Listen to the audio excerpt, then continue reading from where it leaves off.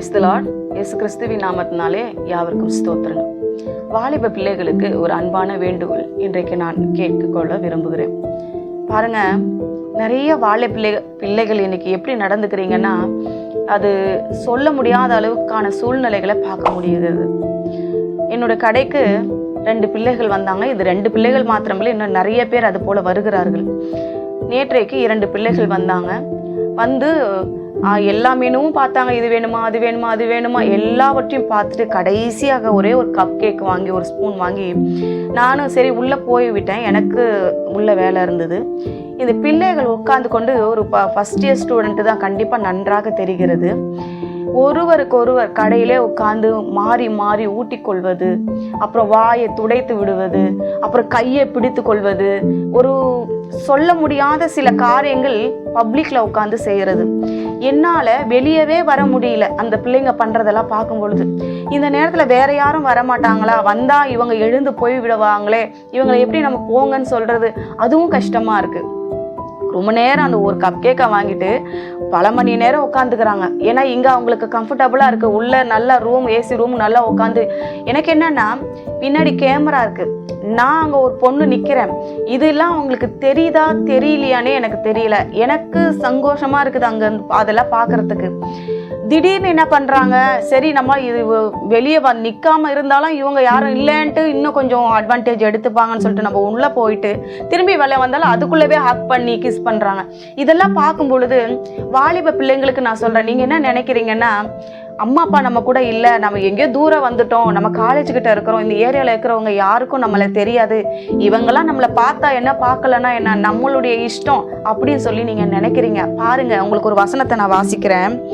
இதே நீதிமொழிகள் புத்தகம் 5ஆம் அதிகாரத்தில் 21வது வசனம் வாசிக்கிறேன்.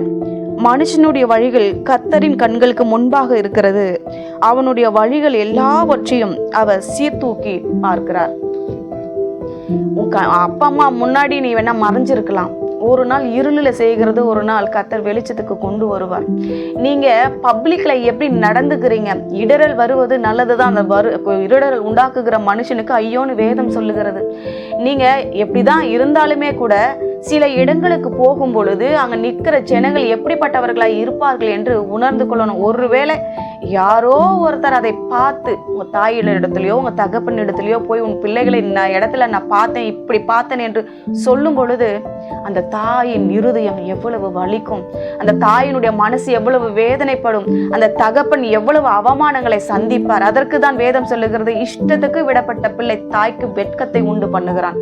இதே நமக்கு வேதம் தான் கற்பிக்கிறது. பாருங்க, அன்பான வேண்டுகோளாய் நான் உங்களிடத்தை சொல்லுகிறேன், வாலிப பிள்ளைகளுக்கு, ஒருவேளை இதை பார்த்து கொண்டிருக்கிறேன் உங்களில் யாராவது இப்படி இருப்பீர்கள், ஆனால் உங்கள் வழிகளை கட்டாயமாக நீங்க மாற்ற வேண்டிய அவசியத்துல இருக்கிறீங்க. ஏன்னா நீங்க நடந்து கொள்ளுகிற விதம் மற்றவங்களுக்கு அது இடரலா இருக்குமானால் நீங்க என்ன பண்ணணும், உங்களை நீங்க சீர்தூக்கி பார்க்கணும். அது பாவம். அப்படிப்பட்ட வழிகளில் நீங்க நிற்க கூடாது என்று வேதம் சொல்லுகிறது. அது வெட்கத்துக்கான, அசிங்கத்துக்கான விஷயங்கள்.